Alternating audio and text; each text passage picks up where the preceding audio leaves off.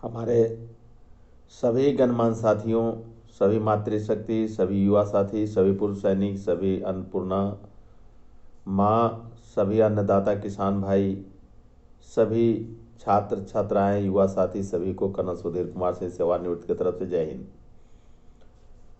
आज अपनी बात शुरू करने से पहले इस जन जागृति अभियान के तहत कि सभी साथियों को जगाओ और बिहार का विकास कराओ, इस पर मुझे एक उक्ति याद आती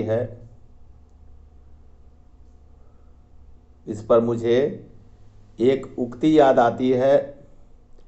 कि लिख लिख तीनों चले, लिख लिख तीनों चले, कायर क्रूर कपूत, लिख छोड़ तीनों चले, शायर सूर सपूत। फिर रिपीट करता हूं, लिख लिख तीनों चले, कायर क्रूर कपूत, लिख छोड़ तीनों चले, शायर सूर सपूत।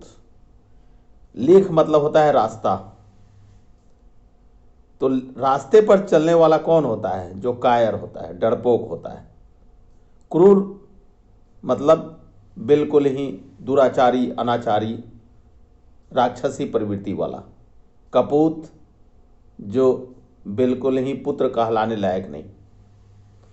लिख लिख तीनों चले, कायर क्रूर कपूत, लिख छोड़ तीनों चले, शायर सूर सपूत।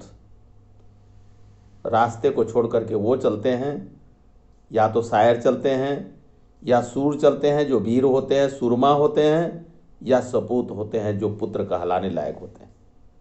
ये मैंने इसलिए बोला कि मैं न्यूज़ देख रहा था कल, देखा कि एक जगह पैक्स अध्यक्ष को पिटाई लगी, अगुआ बना लिया गया।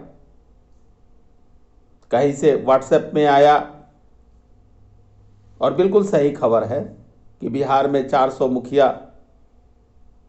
के ऊपर गाज गिरी है, और डीएम साहब को आदेश दिया गया है, जो जिलाधिकारी महोदय हैं, कि उन कंसर्न मुखिया को गलती में पाए गए उनको अरेस्ट करिए, अरेस्ट करके उनको जेल भेजिए। एक जगह देखा गया कि हमारे पैक्स कार्यालय के जो सरकारी नुमाइंदे हैं वो अपनी सफाई दे रहे हैं। वहाँ पे धान की खरीदारी नहीं हुई और वो अपनी सफाई देने में मौजूद हैं। मैं पूछता हूँ, कब तक झूठी बातों को सही करने के लिए आप एक नहीं 50,000 लाखों झूठ बोलिएगा तो भी झूठ ही रहता है। हमारे एक मित्र जो मेरे से 20 साल छोटी हैं, उन्होंने कहा कि कल की बात है, उन्होंने कहा कि आप इतना कहते हैं, जन जागरण करते हैं, हमारी आपकी पीढ़ी खत्म हो जाएगी, बिहार का विकास होने वाला नहीं है, ये जनता, ये सरकार सुधरने वाली नहीं है। जब हम आप नहीं रहेंगे, अगली पीढ़ी जब राजनीति में आएगी तो बिहार का विकास सुनिश्चित होगा। मैं आपकी बातों से इत्तेफाक रखता हूं मेरे मित्र, लेकिन मैं आपको ये भी बता देना चाहता हूं कि 1907 के बाद इस तरह का किसान आंदोलन नहीं हुआ।